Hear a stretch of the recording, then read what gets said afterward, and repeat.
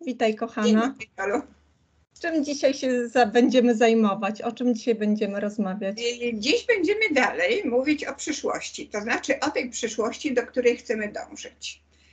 Już wiemy, w każdym bądź razie poruszyłyśmy wiele kwestii, które wyraźnie świadczą o tym, że my funkcjonujemy wadliwie. Żyjemy w dysfunkcyjnych społecznościach, nie tylko w Polsce. Bo u nas jest dysfunkcyjna i rodzina, i lokalna społeczność, i narodowa społeczność, jeżeli wziąć pod uwagę całe państwo.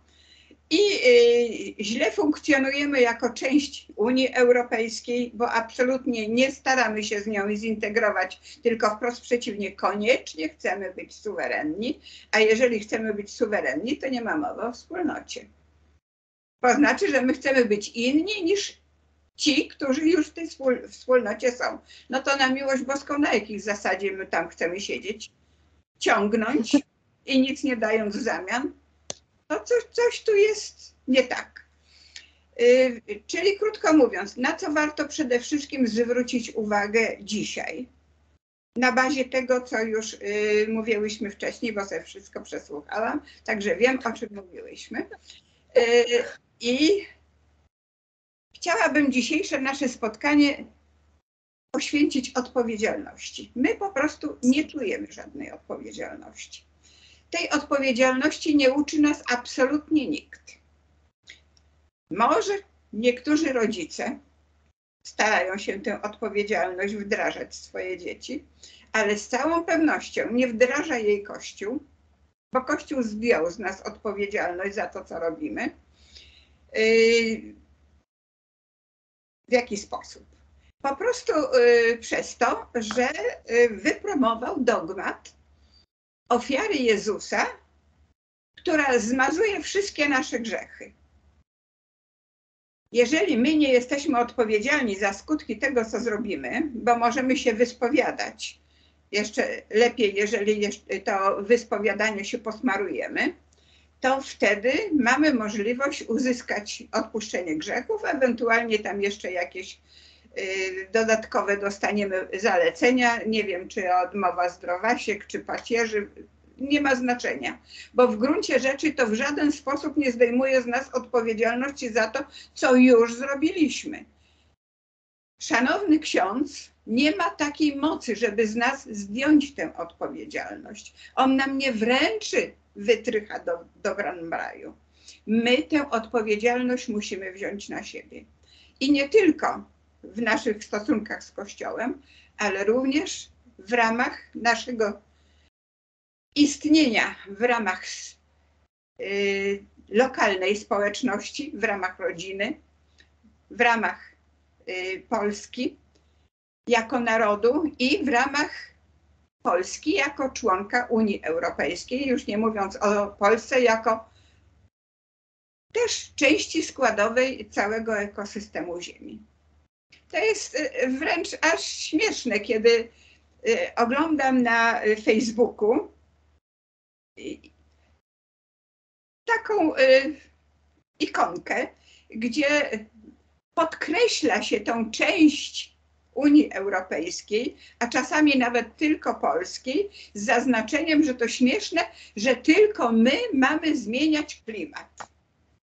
My jesteśmy częścią ekosystemu Ziemi, więc jeżeli my się nie włączymy do powstrzymywania zmian klimatu, a w każdym razie do łagodzenia zmian klimatu, to jest rzeczą zupełnie oczywistą, że z odpowiedzialności za to nikt nas nie uwolni. Ani ksiądz, ani prezes Kaczyński, ani Unia Europejska, ani cały ekosystem.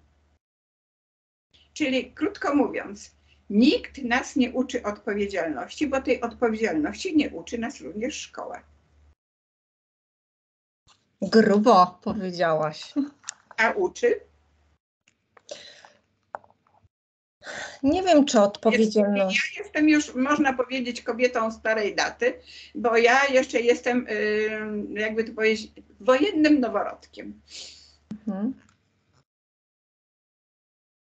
A co Ja ty myślę, jest że jak dużo młodsza kobieta? Ja myślę, że trochę jednak uczy tej odpowiedzialności szkoła, tyle ile się da. W jaki Natomiast sposób? no, na przykład chociażby, że oceny, które dzieci otrzymują, to jest ich jakieś drzwi do ich przyszłości, tak? W zależności od tego, jak będą. Żadne drzwi do przyszłości.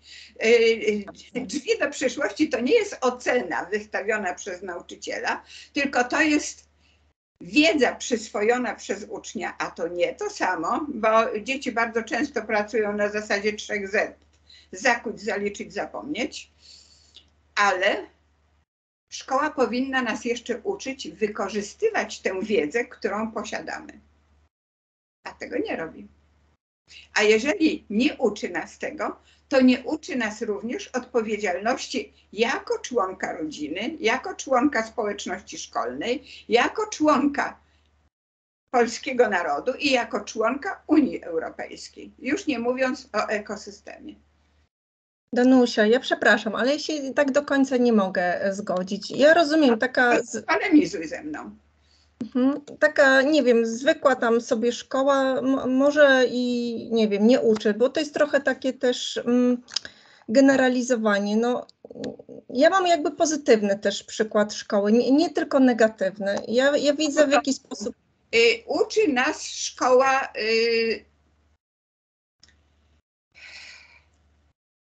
życia w społeczeństwie. No, ale Danusia, tak. Odpowiedzialność.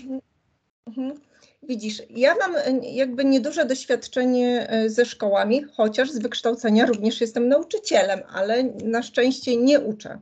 Natomiast mam 2 dzieci, które kończyły jakieś szkoły i wiem, że może być taka szkoła, jak mam przykład z młodszą córką, że to jest dokładnie ten przykład, o którym ty mówisz, ale mam też przykład ze starszą córką, gdzie w szkole jakby doceniali pasję mojego dziecka i pomagali rozwijać.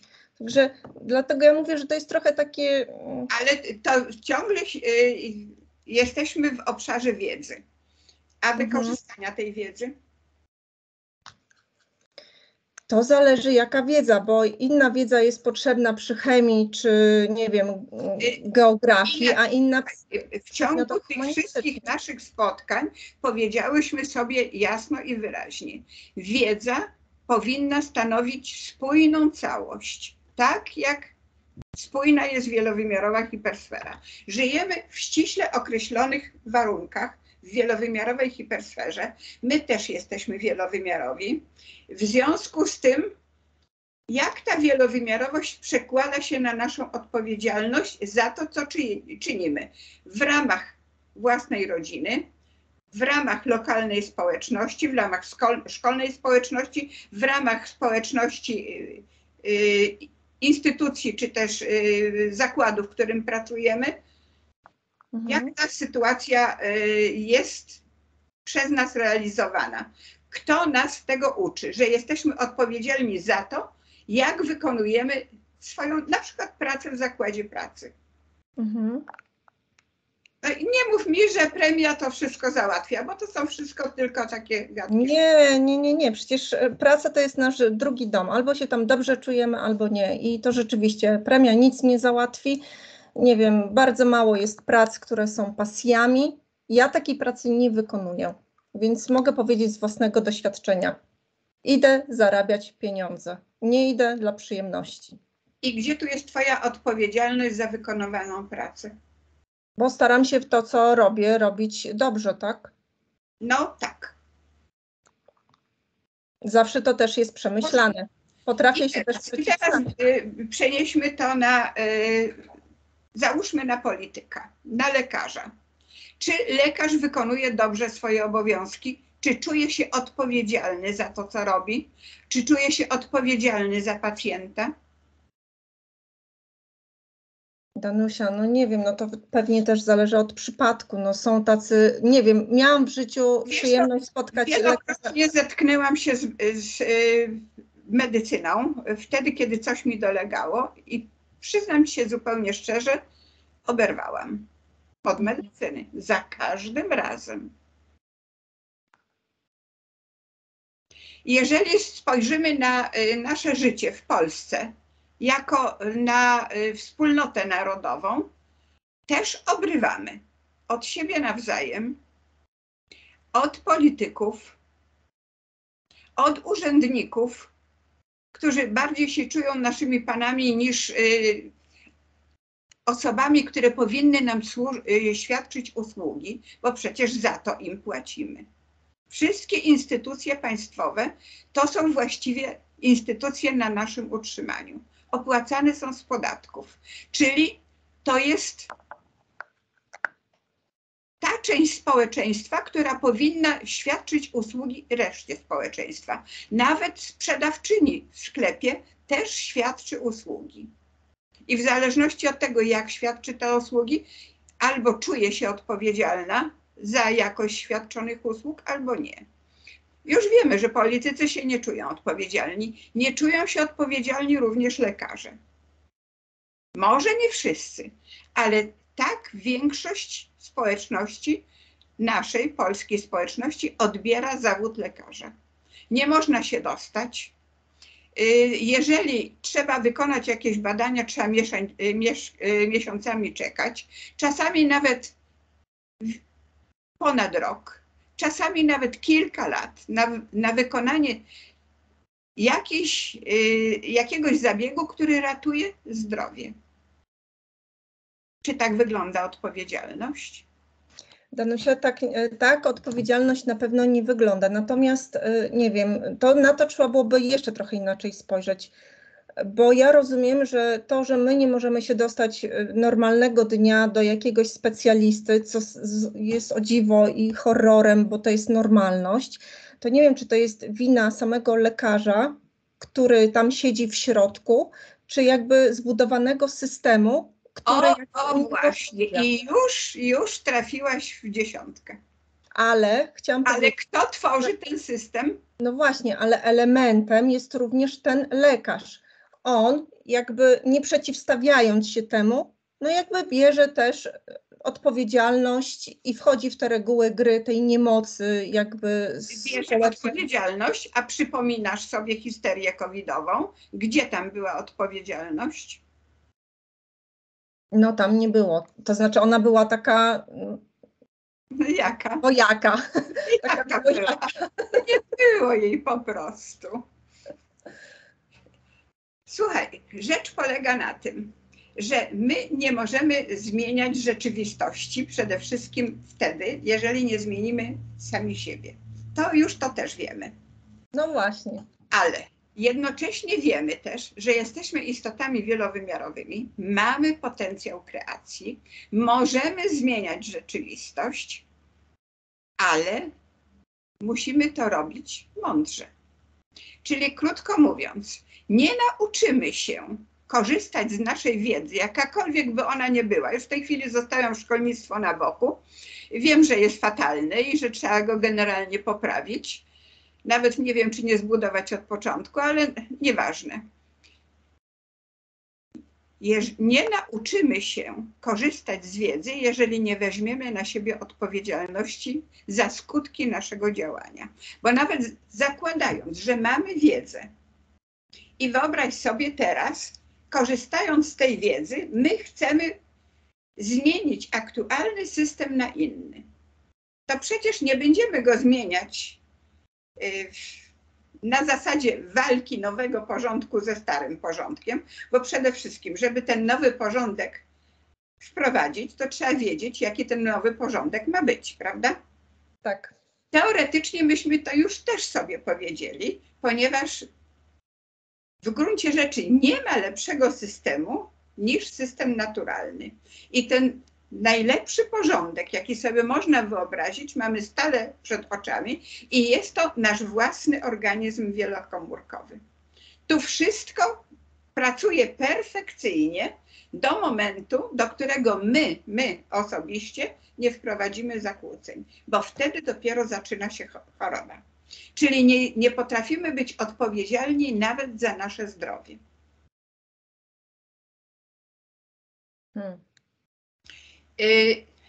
I teraz, gdybyśmy chcieli zmieniać system, w którym funkcjonujemy w ramach Polski i Polski jako członka Unii Europejskiej, I znów zostawmy na boku kwestię, że ani Polska nie funkcjonuje tak, jak powinna, ani Unia Europejska nie funkcjonuje tak, jak powinna.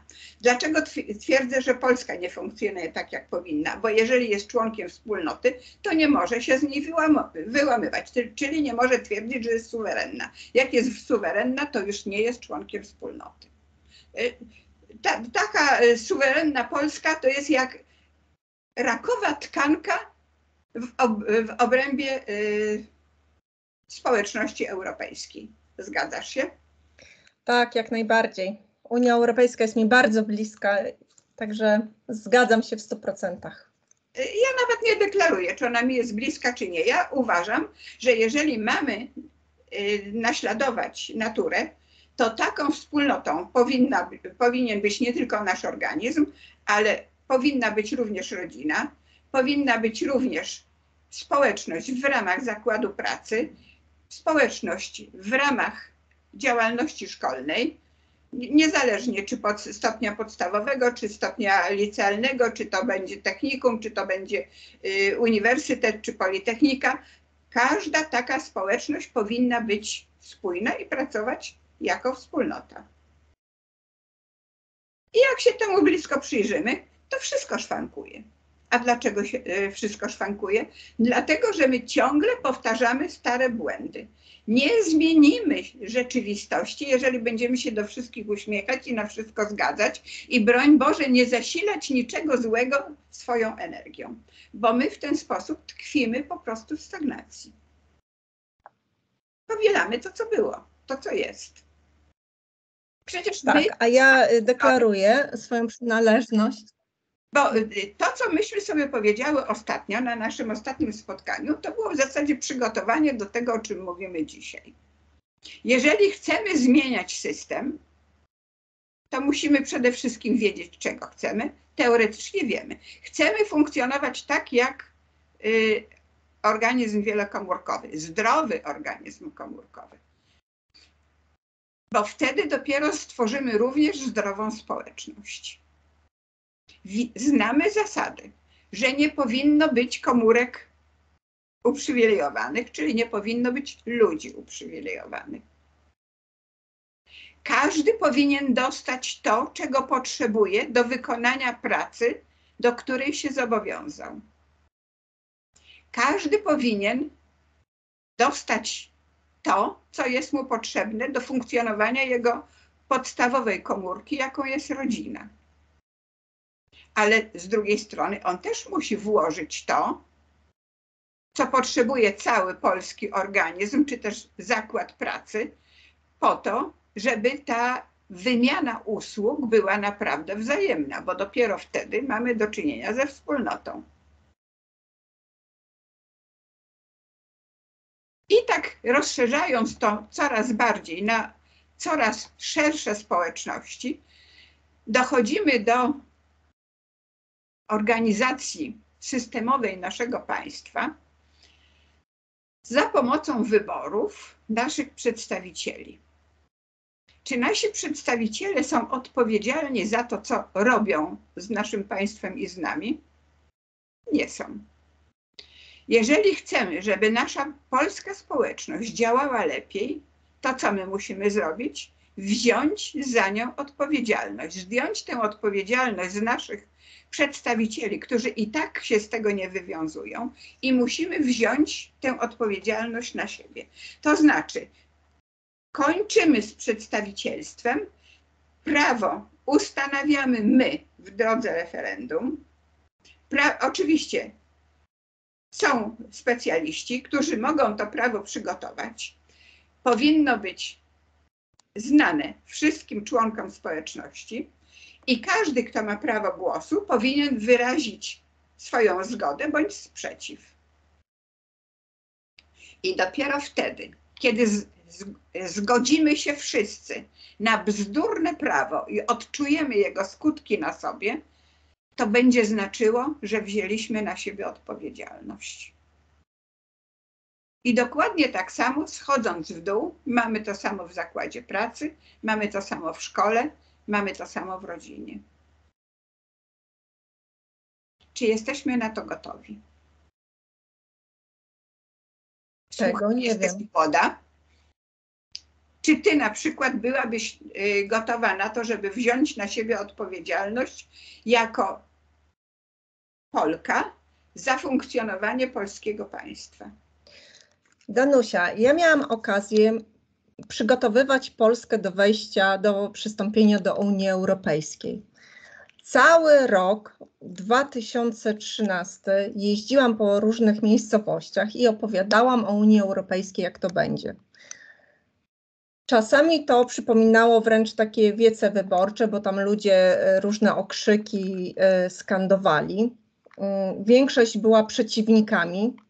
Mimo wszystko w referendum bardzo dobrze wypadliśmy jako Polska i przystąpiliśmy do tej Unii Europejskiej. Dzięki temu mamy większe spojrzenie na przykład na potrzeby osób niepełnosprawnych.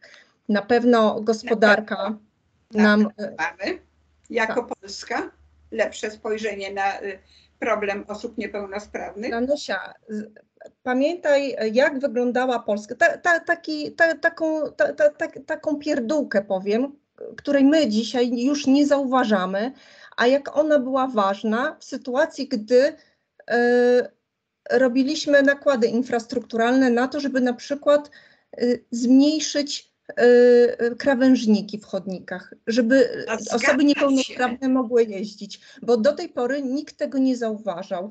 To, że osoby niepełnosprawne... Czy ludzie to docenili? Nie docenili tego, ale to jest jakby wina, to znaczy część osób na pewno doceniła, bo wtedy, kiedy to było robione, ludzie byli zadowoleni. Potem to nasycenie tej użyteczności jakby no właśnie powstało. Przecież mamy obok schodów mamy takie podejścia, gdzie mogą osoby niepełnosprawne wjechać. Zgadza się. To wszystko zawdzięczamy w gruncie rzeczy wejściu do Unii i pieniądzom, które na ten cel zostały przekazane. Tak. Dlatego w takim razie my uważamy, że Unia nas ograbia. Ja nie mam pojęcia, dlaczego tak uważamy. To znaczy, ja wiem dlaczego, tak? Ponieważ są jakieś głosy polityków, którzy nie chcą być w Unii Europejskiej, nie chcą do tych praw się dostosowywać, bo wtedy łatwiej jest tym społeczeństwem manewrować, kierować. Nikt nie zagląda nam poprzez kieszeń w nasz dom jako Polskę, tak? To są takie sytuacje, które powodują, że politycy biorą mózgi temu społeczeństwu, ale to społeczeństwo naprawdę byłoby bardzo biedne, żeby, to ja nie wiem, to dzisiaj to ja nie wiem, czy to byłaby Białoruś, czy jeszcze coś gorszego. Chwileczkę, bo w tej chwili to się zapętliłaś. No, chodzi mi o dzisiejszy stosunek polityków obecnie rządzących, jeżeli chodzi o Unię Europejską i te wszystkie ich manewry polityczne, żeby wystąpić z tej Unii, żeby zohydzić tą Unię. Zabrakło mi wniosku. Ale w czym? No bo przedstawiłaś sytuację i w związku z tym, co ci się nasuwa? No, jeżeli pytasz mnie o tą odpowiedzialność ludzką i co ludzie na to ja rozumiem, że część zauważyła jakieś zmiany, a część obecnie ich nie chce zauważać i idzie za tym populizmem politycznym, tak? Czyli krótko mówiąc, z twojej wypowiedzi wynika jedno, że politycy są nam w zasadzie zbędni, przynajmniej w takiej liczbie, w jakiej nas obsługują. Tak prawdę powiedziawszy, oni realizują własne interesy, a nie nasze. Skłócają nas po to, aby przekonać o tym, że oni lepiej wiedzą, co nam jest potrzebne w życiu. A to przecież nieprawda, bo oni w gruncie rzeczy niszczą nasze życie. Niszczą nas przez to, że nas skłócają ze sobą. Mało tego, okłamują nas i tu nie trzeba specjalnie palcem pokazywać, kto najwięcej kłamie, bo właśnie ci, którzy siedzą u nas w rządzie. Ci, którzy sterują naszym Sejmem. Oni najwięcej kłamią. Przecież w gruncie rzeczy oni nam fundują całą masę fałszywych informacji, które mają przekonać ich wyznawców, już nie powiem wyborców, wyznawców, którzy są przekonani, że oni są najlepsi i oni tylko i wyłącznie nasze dobro mają na myśli. Nie mają. Danusia, ale to nie chodzi mi tylko o rządzących. Ja myślę, że generalnie ci w Sejmie, bo jak ja teraz patrzę na programy, które się zaczynają kształtować wyborcze, to oni wszyscy podobnie postępują. To nie jest tak, że tylko... Ale przecież w momencie, kiedy powiedziałam w Sejmie, nie powiedziałam, że chodzi mi tylko o rządzących. Tak, ale chodzi mi też o to, żeby ludzie zobaczyli, że ci wszyscy, co tam siedzą, no nie mówią prawdy, bo to jest dalsze dojenie tego państwa. To, co Zgadza się, bo w momencie na przykład, kiedy wybuchła covidoza, czyli krótko mówiąc, nie żadna covidoza, tylko po prostu histeria koronawirusowa, to przecież tam nie było mądrych, ani w Sejmie, ani w rządzie. Podobno było... Wszyscy mówili jednym głosem. Tak, tak. Pamiętajmy, że media to czwarta władza, tak? Media dokładnie to samo. Media dokładnie to samo, powielały kłamstwa. W gruncie rzeczy nasze państwo jest w rozsypce i nie tylko nasze. W gruncie rzeczy wszędzie, w którą stronę nie spojrzymy, wszędzie mamy do czynienia z kłamstwami, z egoizmem, z zachłannością, z prywatą. I jeżeli chcemy to zmienić, to przykro mi bardzo, ale odpowiedzialność musimy wziąć na siebie. Czyli krótko mówiąc, niepotrzebny jest nam Sejm, niepotrzebny jest nam rząd w takiej postaci, w jakiej w tej chwili jest, bo w gruncie rzeczy to my powinniśmy wybierać tych ludzi, którzy mają wziąć odpowiedzialność za zdrowie, za gospodarkę, za wojsko, a nie jakaś partia, która tam wepchnie swoich tylko i wyłącznie po to, żeby na tym robili swoje własne interesy, prawda? Ale jeżeli my weźmiemy odpowiedzialność na siebie, to my musimy wiedzieć, kogo wybierać spośród tych kandydatów, którzy się zgłoszą. No tak, ale to... I z całą pewnością na początku popełnimy mnóstwo błędów.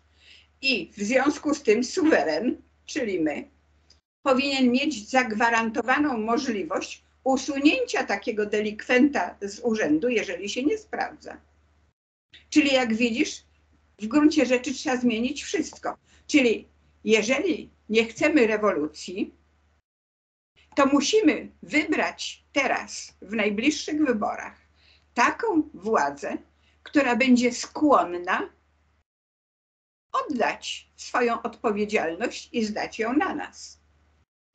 No dobrze, Danusia, ale to jeżeli, zobacz, mówisz, że mimo wszystko my musimy znowu tych takich naszych liderów wybrać, czy to właśnie będzie się nazywał Sejm, Senat, to nie ma znaczenia, bo my znowu jakby dążymy do tego takiego wzorca, że kogoś wybieramy. W każdej chwili możemy odwołać. No teraz są immunitety, załóżmy, nie mają tych immunitetów. Też sami stanowić. Przecież już mamy wzór, z którego możemy czerpać. Społeczeństwem tego typu jest Szwajcaria. No ale poczekaj, bo teraz tak, ktoś nam się nie podoba, tak? I teraz tak, jakiej grupie społecznej ta osoba musi się nie podobać, żeby ją wyeliminować? Bo ja rozumiem to, że za każdym razem należałoby robić jakieś referenda. Czy na dzień dzisiejszy stać myślę, że referenda będą droższe niż obecna władza, która nas doi i załatwia sobie super ekstra życie naszym kosztem? Danusia, ja jakby rozumiem tą gorycz tego, co się dzieje. Gorycz. To jest po prostu obiektywna w tej chwili sytuacja. Tak, tylko bo widzisz, bo my tak sobie mówimy, ale to jest cały czas na takim bardzo ogólnym poziomie, bo teraz, nie wiem, nawet jakieś ustawy, uchwały, rozporządzenia, cokolwiek, to co za każdym razem referendum, jak coś zmieniamy albo postanawiamy, czy jednak ci liderzy mieliby to robić za nas, a my to obserwujemy i... Była tego rodzaju inicjatywa Obywatele decydują. Dlaczego nie spotkała się z aprobatą? Dlatego, że my jesteśmy przyzwyczajeni do tego, żeby spychać z siebie odpowiedzialność. Jeżeli coś źle robi rząd, no to już wiadomo, kto jest winien. Mhm. No dobrze, ale to będą robić teraz nasi liderzy, tak? I teraz zobacz, bo Dla nas to... Spójrzmy znów na nasz organizm. My tutaj też mamy coś takiego jak układ sterujący. I nie mówię w tej chwili o wielowymiarowej świadomości. Mówię o mózgu. Nasze państwo też musi mieć swój mózg. Tak, Danusia, ale my sami jesteśmy na różnych momentach naszego rozwoju i dla nas, nie wiem, dla mnie ktoś, kto jest jakby, no nie mogę go strawić, tak? Dla kogoś jest liderem. I tak samo ktoś, kto jest dla mnie liderem. Uważasz, że to jest w ogóle niemożliwe do zmiany? Nie jesteśmy kreatorami? Jesteśmy kreatorami. Nie chcemy żadnej zmiany, bo jesteśmy po prostu bezwolni. Akceptujemy to, co jest wszystko i potrafimy... Uważam, że jesteśmy kreatorami, ale te wybory, które się zbliżają, one niewiele mogą zmienić. Oczywiście, że one niewiele zmienią. Ale z całą pewnością nic nie zmienią, jeśli wybierzemy PiS. PiS już rządzi 2 kadencje i doskonale wiemy, na co ich stać. No, ale ta opozycja, która tam jest, to też już 2 kadencje. No, dokładnie. Przyznam ci się szczerze, że ja wolałam to, co pozostawiła po sobie Platforma, niż to, co pozostawia po sobie PiS. Skoro już mówimy o tych 2, które można powiedzieć idą w tej chwili łeb w łeb. Ale już na przykład Trzecia Droga to jest dla mnie porażka. Konfederacja to jest druga porażka. No, to będzie w przyszłości PiS 2. No. Konfederacja? Tak, bo to będzie koalicja na pewno. Oczywiście, że Konfederacja zawiąże koalicję z PiS-em i oni będą rządzić razem. I będą razem się wzajemnie podgryzać. Ja czasami mam wrażenie, że tam nawet są inteligentniejsi ludzie niż w tym PiS-ie. Przez co są bardziej niebezpieczni. Ale oni też mają zamordystyczne ciągoty. Oczywiście, oczywiście. Ale potrafią uruchamiać rozum do osiągania swoich celów, ale potrafią. Swoich celów. PiS-owcy też potrafią uruchamiać swój rozum do osiągania swoich celów. Pod tym względem Konfederacja wcale nie jest lepsza od PiS-u. Słuchaj, my żyjemy w potwornej rzeczywistości, dlatego że taką rzeczywistość sobie stworzyliśmy poprzez brak dobrej oświaty. I brania odpowiedzialności. I poprzez właśnie brak odpowiedzialności. Weź pod uwagę rządy PO. Oprócz tego, o czym już powiedziałam, co w gruncie rzeczy źle załatwiła Platforma, mówię tu o podwyższeniu wieku emerytalnego i o obniżeniu wieku przystępowania do edukacji. Platforma również zaniedbała naukę, wykształcenie, szkoły. To prawda. A i tak była lepsza niż to, co jest w tej chwili. Po 8 latach rządów PiS-u.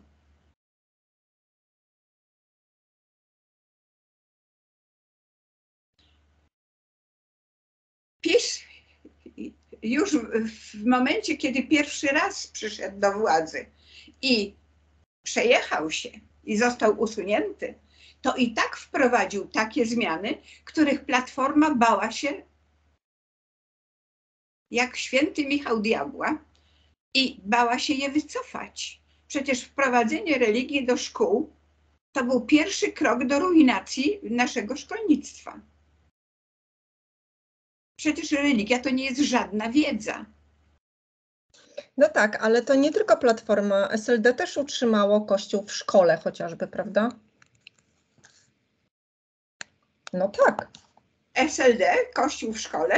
No tak. Nie. PiS wprowadził Kościół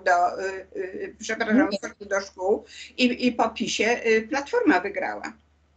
Nie SLD.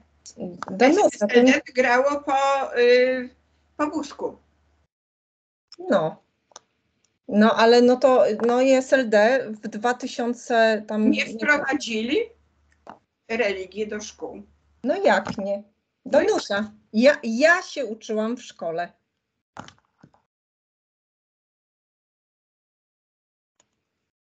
No. Od lat 90. jest Kościół w szkołach. No to super. To nic dziwnego, że dołuje.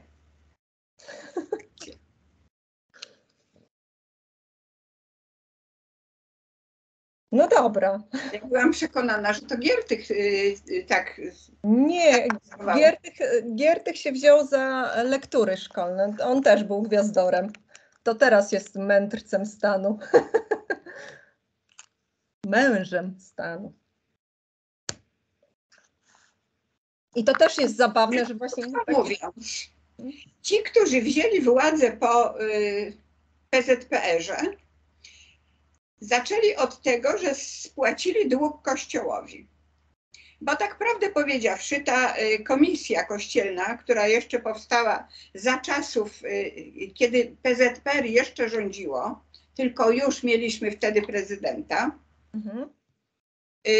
też zdrowo narozrabiała, żeby utrzymać przynajmniej się przy tych profitach, jakie już miała zagwarantowane. W związku z tym zrobiła ukłon w kierunku Kościoła i masz rację. Co prawda przegapiłam sprawę edukacji, niemniej jednak Komisja Kościelna jeszcze przed 1989 rokiem działała i już odebrała nam sporo naszego narodowego majątku. Ale ciągle się widzi to, że wszyscy rozkradają. Dlaczego nikt nie widzi, że Kościół też rozkrada? No właśnie. Słuchaj, nie ma u nas poczucia odpowiedzialności za państwo. Nie ma u nas poczucia odpowiedzialności za jakość naszego życia tutaj. Ja mam wrażenie, że my cały czas takie haracze temu Kościołowi płacimy, bo nawet... Nie tylko Kościołowi. My, tak prawdę powiedziawszy, zawsze płaciliśmy haracze w momencie, kiedy likwidowało się tak zwaną państwową własność. To już się wtedy zaczęły haracze, bo już ci, którzy uważali się za wygranych, rozdrapali wszystko, co było do rozdrapania. Już wtedy się tworzyły nowe fortuny. I my na to wszystko patrzyliśmy obojętnie. No może dlatego, że właśnie powiedziano nam, że odgradzamy wszystko grubą kreską, tak? I społeczeństwo nie reagowało na to. Ale czy ta gruba kreska przypadkiem nie była źle rozumiana? Myślę, że była. Weź pod uwagę, że ta gruba kreska stworzyła również nową klasę bogaczy. Oczywiście. I to spośród tych, którzy się mieli za wyzwolicieli. Oczywiście. Dlatego każdy, kto mi powie o grubej kresce, nigdy nie pójdę na nich zagłosować. Ja chcę rozliczenia. Może właśnie należałoby w tej chwili wręcz stwierdzić, że ta partia, która zdecyduje się rozliczyć całą przeszłość, będzie wygrana. Może warto rzucić taką inicjatywę. Bo rzeczywiście bez rozliczenia przeszłości nie ma mowy o tym, żeby stworzyć lepszą przyszłość. I do tego właśnie ta ocena, o której ty mówisz teraz, jest potrzebna.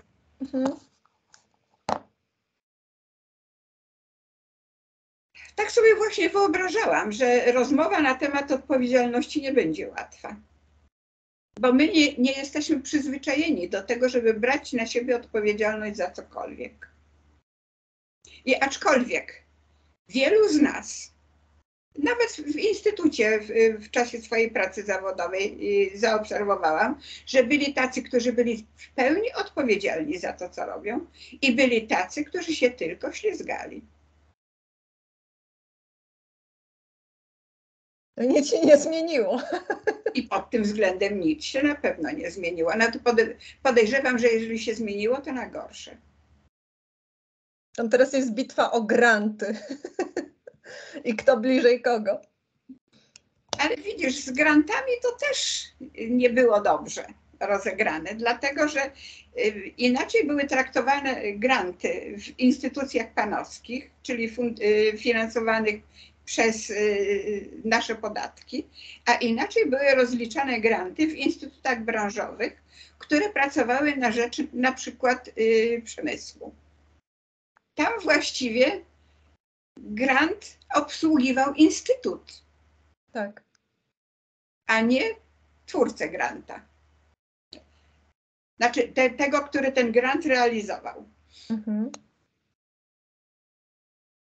Czyli nawet tworząc nowe struktury, my tworzymy znów złe struktury i znów nie ma odpowiedzialnych za to, co kto narozrabiał.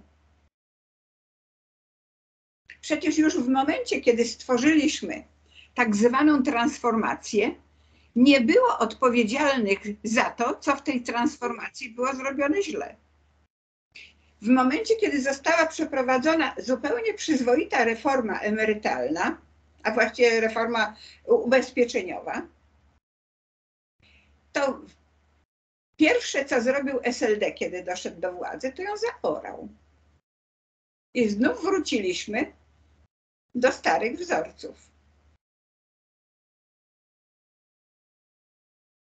My nawet nie potrafimy się na własnych błędach uczyć.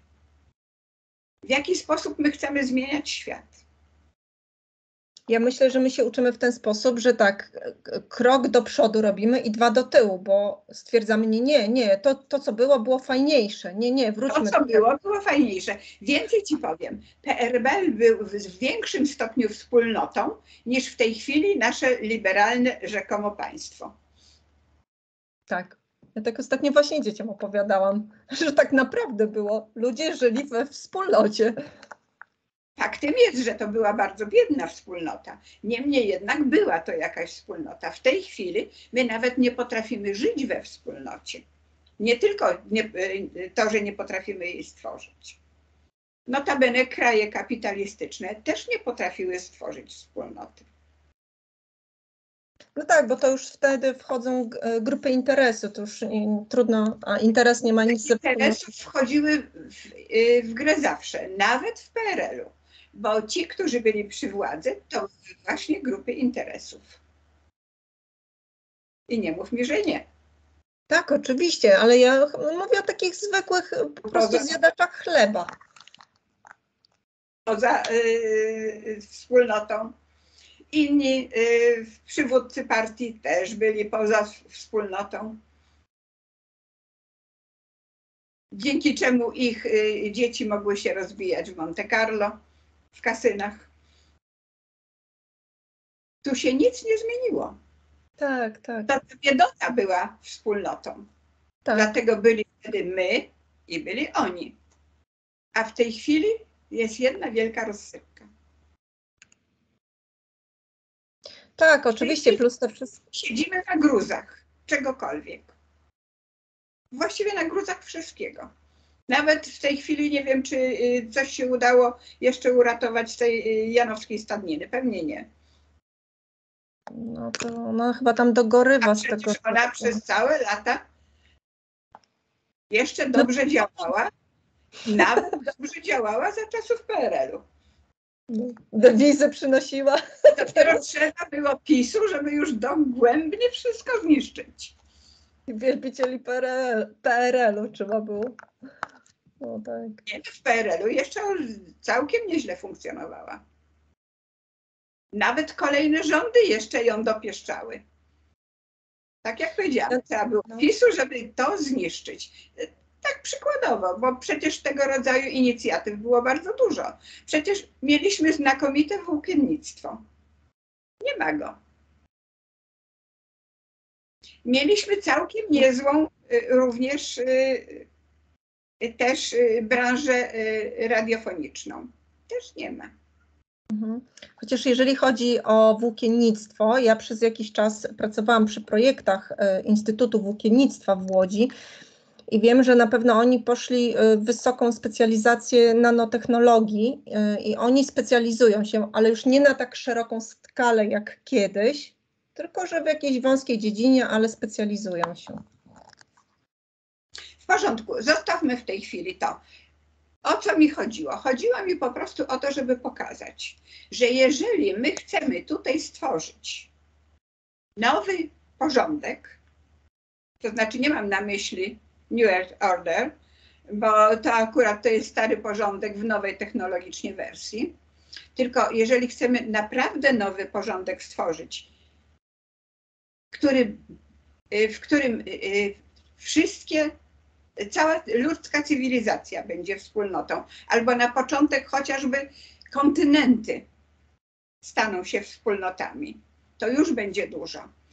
I będziemy dążyć do tego, żebyśmy również stanowili wspólnotę z ekosystemem. To przede wszystkim musimy postawić na co? Na działania.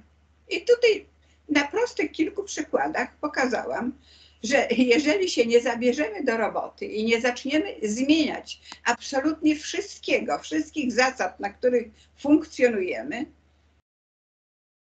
to nie ma mowy o tym, żebyśmy dotarli tylko i wyłącznie z uśmiechem, radością i niezasilaniem niczego energią do nowej ziemi. Tak.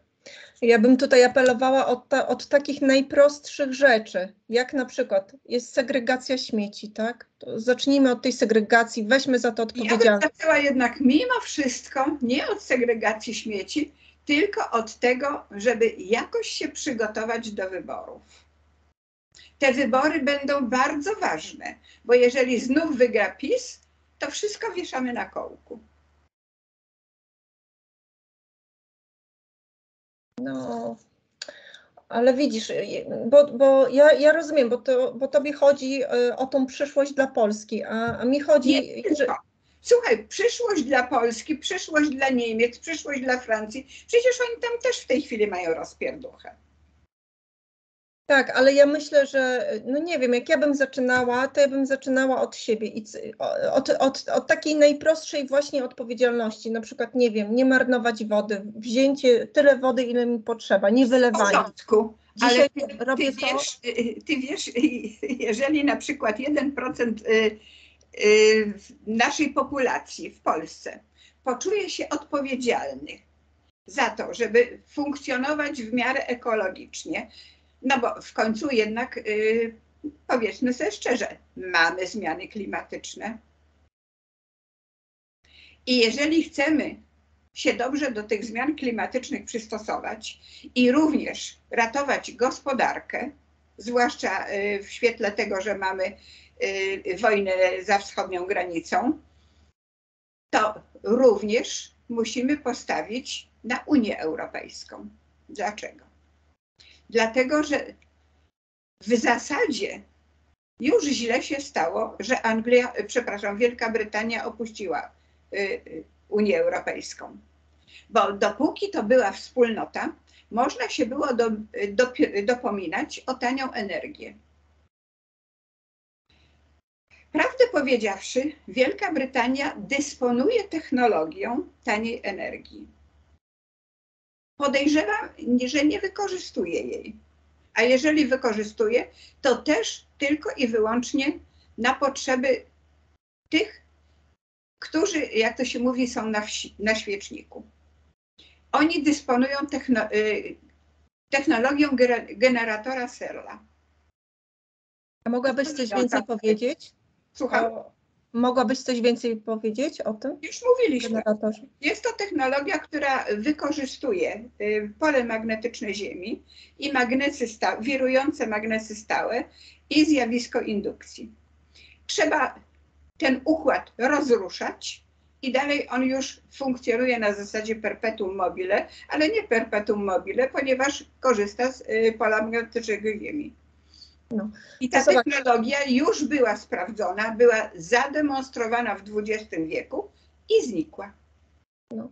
I teraz zobacz, Danusia, mamy taki generator w Polsce. Ty sobie wyobrażasz te kopalnie, tych wszystkich lobbystów? Na miłość boską, górnicy mogą się przekwalifikować. Nie musimy kopać węgla. A jeżeli, to możemy go zużyć nie do tego, żeby nim opalać nasze elektrownie, ale do tego, żeby przetwarzać to na związki chemiczne, które nam będą potrzebne.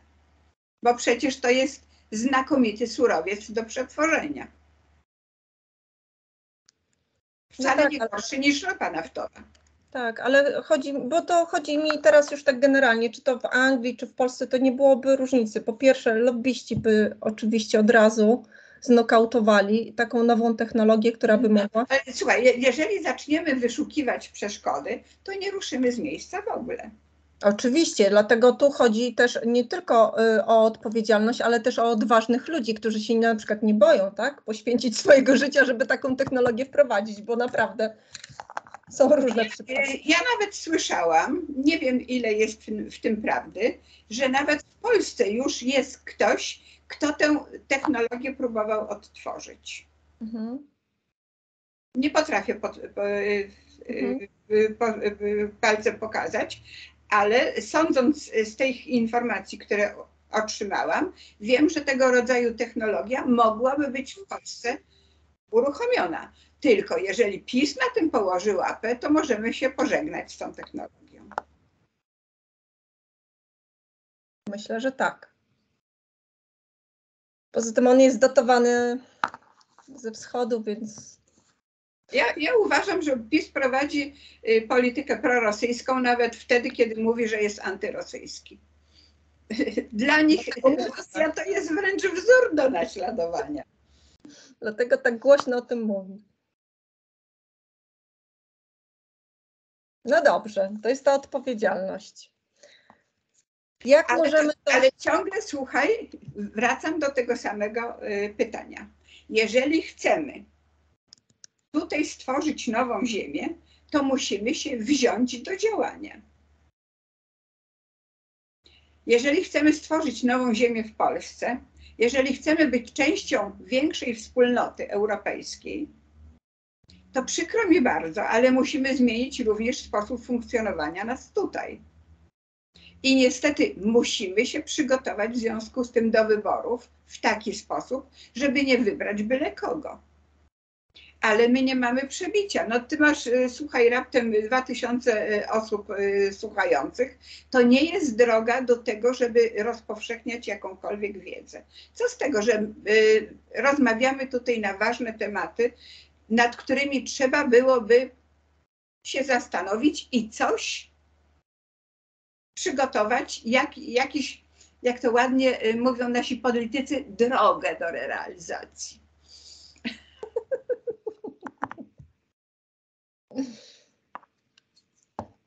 Przecież te wszystkie nasze inicjatywy są od razu z góry utrącane, chociażby przez to, że te inicjatywy nie mają szans nawet na to, żeby wejść na forum Sejmu. Ja nie słyszałam ostatnio, w czasie ostatnich 8 lat, a może nawet i więcej, żeby jakakolwiek inicjatywa obywatelska była rozpatrywana przez Sejm. Chyba, że być może na obradach komisji. Krótko mówiąc, jeżeli nie stać nas na to, żeby stworzyć inicjatywę obywatelską, musimy wybrać mimo wszystko takich polityków, którzy mogą tu wprowadzić tego rodzaju zmiany, żeby przynajmniej część odpowiedzialności na siebie wzięło również społeczeństwo. Bo społeczeństwo, jeżeli samo dostanie po tyłku wskutek własnych decyzji, to może nauczy się odpowiedzialności. Bo dopóki będzie decydował przedstawiciel, to jest rzeczą zupełnie oczywistą, że my za nic nie jesteśmy odpowiedzialni. Ja niczego nie wybierałam, ja nie wybierałam tych, nie wybierałam tamtych. To nie jest tak. Nawet jeżeli w ogóle nie idziemy kogokolwiek wybierać, to i tak wybieramy tych, którzy w końcu zostaną wybrani. Dokładnie tak. Czyli jeżeli chcemy zmieniać nie poprzez wybory, no to przykro mi bardzo, ale wszystko musi stanąć. Jeżeli nie chcemy robić awantur ulicznych i rozpoczynać, to niestety, ale musi być generalny strajk. Wiem, że nie będzie papieru toaletowego wtedy, że będzie problem z wyżywieniem, ale tak jak było w roku 1980, no musi być to grono, przynajmniej tej prawdziwej elity, bo tam jednak mimo wszystko było trochę tej prawdziwej elity. Było mądrych ludzi trochę. Przy stole negocjacyjnym. I od czegoś trzeba zacząć. Więc albo wybieramy kogoś, kto pójdzie na ustępstwa i dopuści nas do współdecydowania, albo bunt. No ja z garstką słuchaczy niedużo zrobię, mogę tylko apelować do nich. Ale tylko pokazuję ci, jaki to jest trudny problem. I dobrze by było, żeby ci, którzy to wysłuchają, żeby sobie to uświadomili. Zwłaszcza biorąc pod uwagę to, że słuchają nas ludzie, którzy się mają za świadomych i w związku z tym nie chcą niczego zasilać energią. Nie można niczego zbudować bez zasilania energią. No tak, bo to jest martwe wtedy. Bo wtedy to jest martwe po prostu. No właśnie, a może nas tak naprawdę to ta martwica dopadła społeczna? Może my gdzie indziej tą energię lokujemy? Ja wczoraj natrafiłam na Facebooku, chyba na Facebooku, na artykuł, który został udostępniony. Notabene artykuł chyba hiszpański, jeśli dobrze pamiętam, gdzie właśnie albo hiszpańskie, ale wydaje mi się, że był anglojęzyczny, bo nawet nie musiałam go tłumaczyć i swobodnie go czytałam. W związku z tym, o czym on był? On był przede wszystkim o tym, że głupiejemy na potęgę. I to nie tylko Polacy. No tak, tak, tak. Wszyscy głupiejemy. Po prostu edukacja oducza nas myślenia. W gruncie rzeczy jesteśmy nastawieni tylko i wyłącznie na to, żeby mieć, a nie być. Czyli jednak ten stary porządek tak mocno się zakorzenił w naszych umysłach, że nie będzie łatwo zbudować tę nową ziemię. Nawet za pomocą emanowania miłością. Rozpoczęliśmy coś w roku 1980, czego nie jesteśmy w stanie w tej chwili nawet kontynuować, tu w Polsce.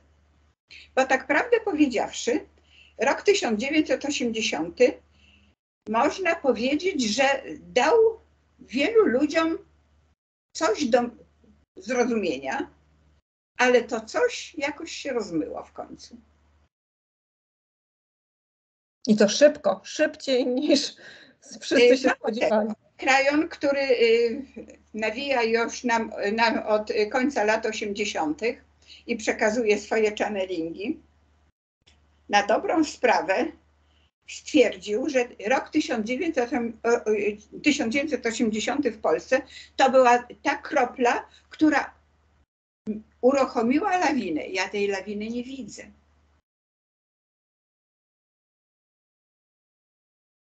Ale zobacz, Danusia, no ona uruchomiła, no przecież to nie jest nigdy tak, że bo to jest jakby od kamyka. Ale zauważ, że duchowość też poszła w jakieś zaułki, z których wyjść nie potrafi. Tak, ale ja uważam, że po 80 roku nastąpiły takie zmiany w myśleniu, które spowodowały tą wolność ludzką. To, że nie jesteśmy już w PRL-u, to, że Niemcy uzyskały wolność, to, że Zgadza Rosja się, nie oczywiście, że to początkowo rzeczywiście to był efekt domina, ale ten efekt domina w tej chwili został całkowicie wyhamowany przez stary porządek. Tak, to prawda.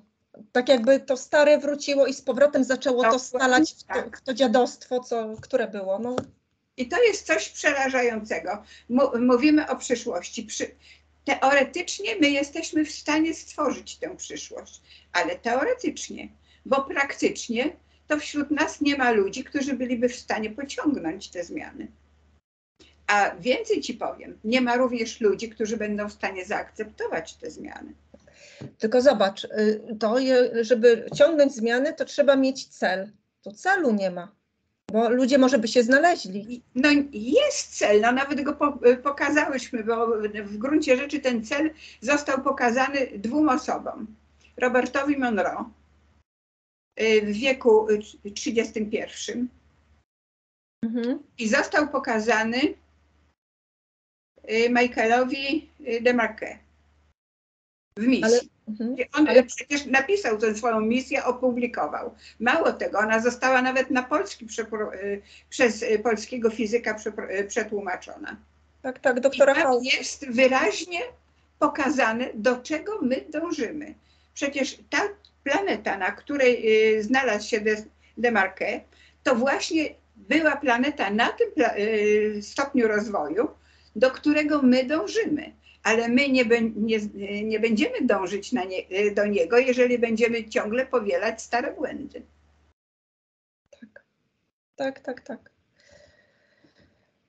To prawda, tylko że osoby, które nie wiem...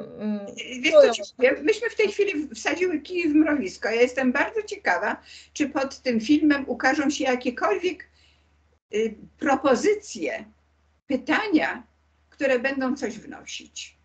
Obawiam się, że nie będzie żadnych.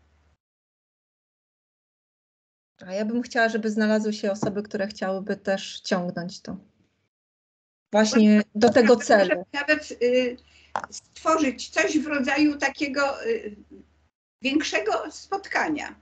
Jeżeli pojawi się ktoś, kto chce coś zmieniać, nie poprzez uśmiech i wielką miłość, tylko poprzez działanie. To, że będziemy coś robić, to nie znaczy, że od razu weźmiemy karabin w rękę i będziemy wrogów eliminować. No tak, ale też nie będziemy komplementować. Chyba że będzie za co. Tak prawdę powiedziawszy, jeżeli my chcemy ocenić wroga, to musimy pokazać jego wady. A na dobrą sprawę, ja w tej chwili w polityce to widzę samych wrogów. Bo w końcu sam jeden Tusk, który notabene nie może się pozbyć hejtu, tak. Bo prawdę powiedziawszy już tyle kłamstw na jego temat opowiedziano, że ja nie wiem, czy on się z tego błota w ogóle będzie w stanie wyślizgać. Natomiast drugi, Trzaskowski, no co oni zrobią we dwójkę?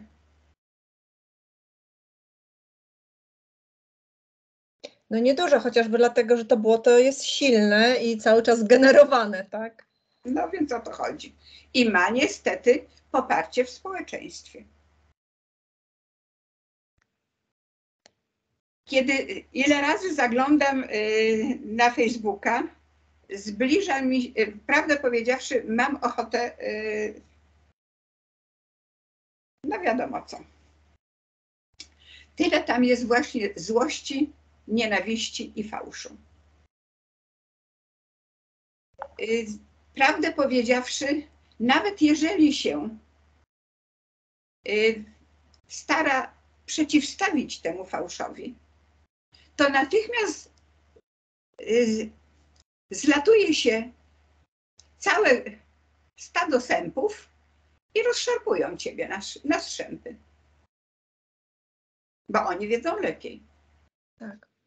A zauważyłaś, Danusia, że no sępy... To nie jest żadne medium społecznościowe w tej chwili. Tak, ale poczekaj, sępy sępami, ale że nie ma też takiej empatii, że są ludzie, którzy też tak stoją murem za daną osobą, że przeczytają, może się skrzywią i nic z tym nie robią. Naprawdę bardzo mało osób kogoś jest w stanie obronić. Obrazić tak, ale obronić niedużo. No, podobną rozmowę, jaką w tej chwili toczymy, bo też była mowa o odpowiedzialności, tylko nie tak, powiedziałabym, szczegółowo, jak my to dzisiaj robiłyśmy. Też doszliśmy do wniosku, że to nie będzie łatwa sprawa. Ja chciałabym bardzo powiedzieć, że to nie jest takie trudne. To musimy się wziąć w garść, coś wspólnie, coś razem, ale to... Ale widzisz, żebyśmy mogli zrobić coś wspólnie, to musimy się poczuć wspólnotą. A my już się nauczyliśmy nie wychylać. No właśnie. Bo tak prawdę powiedziawszy, każde wychylenie to jest narażenie się na hejt. Na bycie innym, ocenionym w sposób negatywny właśnie. Nieocenionym, osądzonym. Osądzony. Osądzasz, to Osądzony. od razu wydajesz wyrok. Tak. Kiedy oceniasz, nie wydajesz żadnego wyroku. Tylko oceniasz. Pod rozwagę. I to jest ta różnica między ocenianiem i osądzaniem. Ale duchowość niczego nie ocenia. A zobacz, ile w ogóle nie ma w tym wszystkim też takiego wsparcia, że jeżeli coś pozytywnego też w człowieku widzimy, to my mówimy, tak? Pokazujemy też te mocne strony. Nie ma, tylko te słabe, albo to, co nam się wydaje, że jest niedobre. Owszem, pokazujemy to, ale tylko i wyłącznie wtedy, kiedy mamy do czynienia z kimś bliskim. Albo partykularne interesy. To jest ryzykowne tego rodzaju akcje rozpocząć na jakimś forum. No bo wtedy z całą pewnością zostanie się zaatakowanym. Tak prawdę powiedziawszy, pod naszymi spotkaniami też byłam atakowana. Chociaż doskonale wiadomo, że polityka to nasze dzieło. To nie jest dzieło polityków. To jest nasze dzieło. My wybieramy tych polityków. Nie idąc też wybieramy. Również wtedy, kiedy nie idziemy do wyborów, też ich wybieramy. W związku z tym to, jaka jest w tej chwili polityka, to jest nasze dzieło i nie ma wśród nas niewinnych.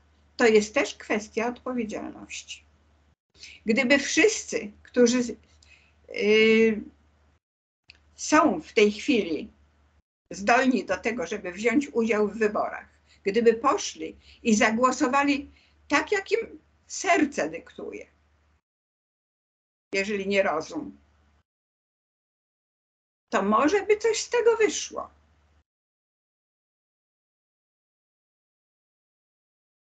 Tylko problem polega na tym, że ci, którzy nam się przedstawiają, nawet KO, też wychodzi do elektoratu po to, żeby przyciągnąć do siebie elektorat PiS-u. Nie przyciągną go.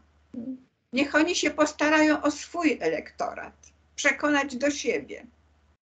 Niech po prostu jasno powiedzą, co chcą zrobić. A wtedy ci, którzy chcą zmian, na pewno ich poprą. Tak, ale zobacz, Danusia. Ale w momencie nie masz gdzie nawet, słuchaj, tego rodzaju propozycji im przedstawić, bo przecież nie na mediach społecznościowych. Bo to do nikogo nie trafi. To prawda. Ale zobacz, na przykład ja nie mogę, bo ostatnio jest to 800+, które gwarantuje nam PiS, jak dojdzie do kolejnej władzy. I wiem, już KO stwierdziło, że też 800+, a poza tym, jeżeli już rzeczywiście te 800+ ma zostać wprowadzone, to niech zostanie wprowadzone teraz od połowy roku. No, i też ciszę. Dobrze, ale zobacz. No i mówiąc, to są tylko i wyłącznie kiełbaski wyborcze. Tak, ale posłuchaj, to są takie kiełbaski, nie kiełbaski, bo ktoś usłyszy, Nie, bo przecież to my wszyscy się musimy na te kiełbaski złożyć, no, czyli krótko mówiąc, jest to po prostu zwyczajne oszustwo.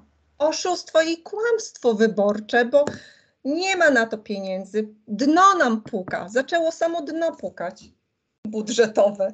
No, w porządku.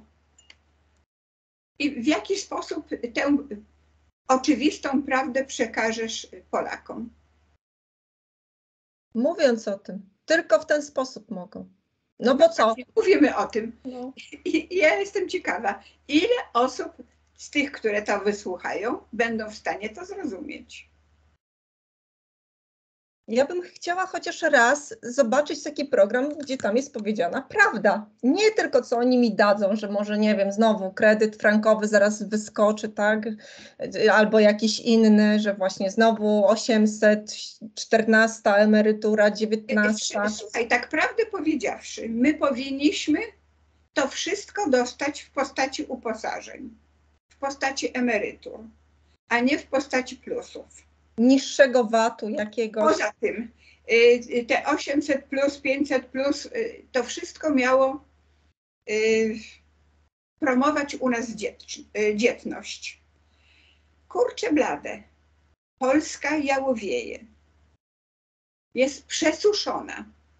Będziemy mieli wielki problem, jeśli chodzi o produkcję żywności. Tylko nam brakuje w tej chwili, żeby nas było nie 30 parę milionów, tylko żeby nas było 50. Czy naprawdę tak trudno jest zrozumieć, że w ogóle cała planeta jest przeludniona, że Ziemia jest zniszczona, że musimy ją przenawozić po to, żeby w ogóle coś urodziła, a to przenawożenie odbija się na jakości naszego pożywienia? Boże, bardzo Ci dziękuję za te słowa. Masz na myśli mowę o przeludnieniu? Przecież to jest oczywiste. I to, co się Przecież dzieje my z tą planetą. odbieramy naszym zwierzętom miejsce do życia. Wycinamy lasy. Te lasy to też jest ochrona przed zmianą klimatu. Ograniczenie hodowli zwierząt to też jest ochrona przed nieprzewidzianą zmianą klimatu. Nie tylko węgiel. Tucz zwierząt rzeźnych to jest dokładnie to samo.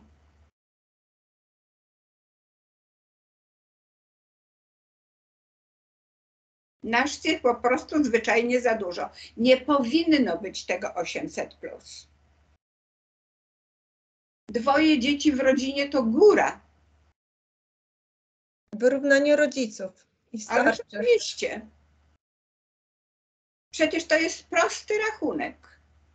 Dlaczego coraz trudniej nam się wyżywić? Dlatego, że jest nas coraz więcej. Dlaczego tak trudno jest wyżywić Afrykę? Dlatego, że oni też postawili na dzietność. I nie tylko oni, bo również tam, tak prawdę powiedziawszy, Afrykę się wyzyskuje. Właśnie. Krają, co prawda, nas przekonuje, że w roku 1980 Afryka stanie się potęgą gospodarczą. W 1900? Nie. Słucham? W 1980? Nie. Około 1980. Bo Tak? w 2011 oświadczył, że za 70 lat Afryka będzie potęgą gospodarczą, która dorówna Chinom. A, to w 2000, tak? 80. Mhm. Tak.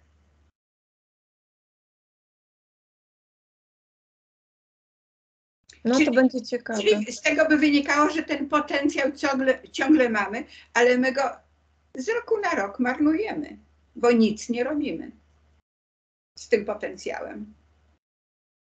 Sama koherencja powszechnej szczęśliwości niczego nam nie oferuje, jeżeli my sami nie weźmiemy się za robotę. Żadna Rada Galaktyczna tutaj nie sprowadzi swoich przedstawicieli, żeby cokolwiek zrobili za nas i dla nas.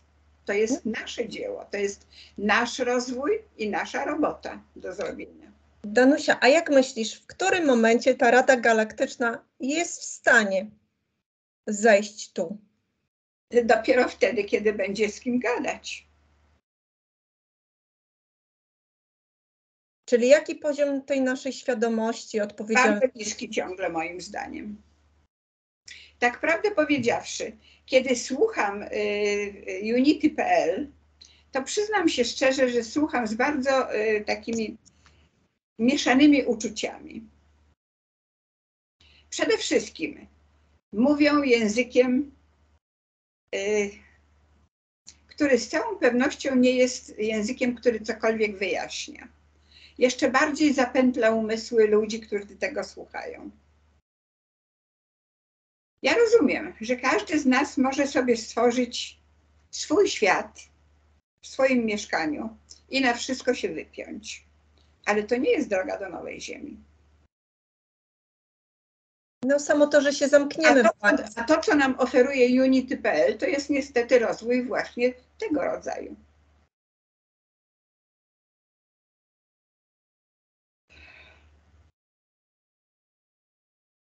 Działa w tej chwili na Facebooku grupa aktywacji połączeń międzywymiarowych.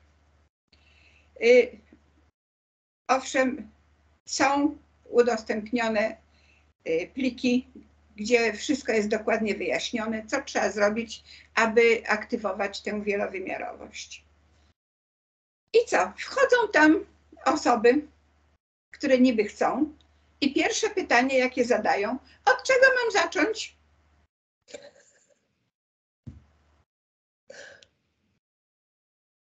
Mimo że są foldery wymienione na samej górze, gdzie wiadomo, że są pliki, że są informacje polecane. Nie wiadomo, od czego zacząć.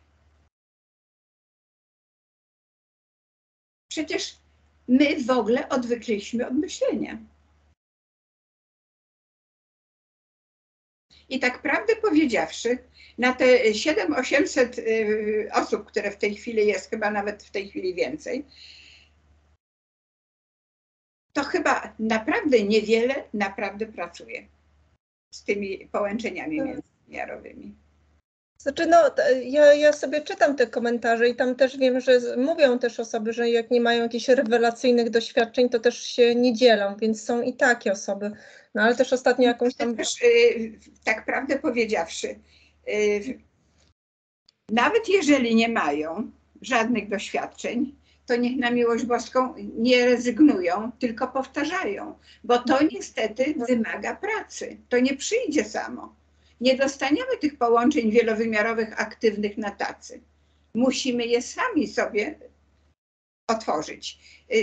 Tak prawdę powiedziawszy, skoro już wracamy do mistyki, przecież Krajon nas poinformował o tym, że ci, którzy przeprowadzili na nas mutację genetyczną i nasze DNA zmienili w wielowymiarowe poprzez to, że z 24 par chromozomów wiedzę zgromadzili w 23 parach, ponieważ 2 pary zostały połączone w jedno, tworząc wyjątkowy chromozom numer 2, 2 razy większy, notabene, który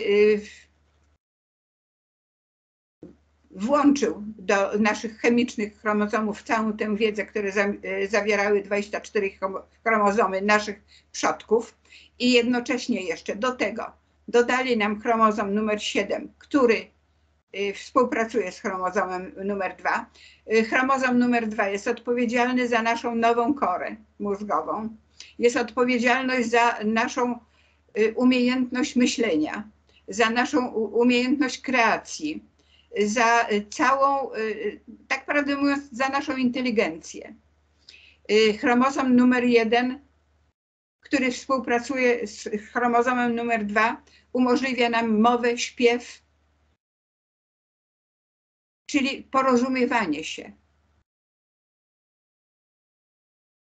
Notabene kora nowa również jest odpowiedzialna za naszą działalność artystyczną, za naszą działalność naukową. Kreację możemy prowadzić w rozmaity sposób po to, żeby osiągnąć wyższy stopień rozwoju, bo wiedza też nam daje możliwość podwyższenia stanu swojej świadomości.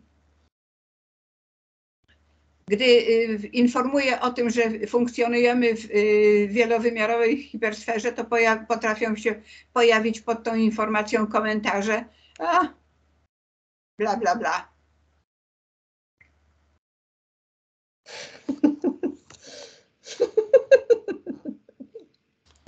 przecież my jesteśmy po prostu Bla, bla, bla. zdenerwowani wręcz intelektualnie. I z tym potencjałem w tej chwili trzeba coś zrobić, żeby go ruszyć z miejsca. No właśnie, jak to wyprać, jak nasączyć?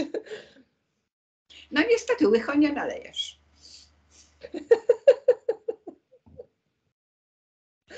No dobra, wydaje mi się, że i tak można powiedzieć, nie tylko wetknęłyśmy kij w mrowisko, ale jeszcze zamieszałyśmy tym kijem. Zobaczymy, jaki będzie odzew. Mam nadzieję, że jakaś łysa Jak się powstanie. nie. Dziękuję za dzisiaj.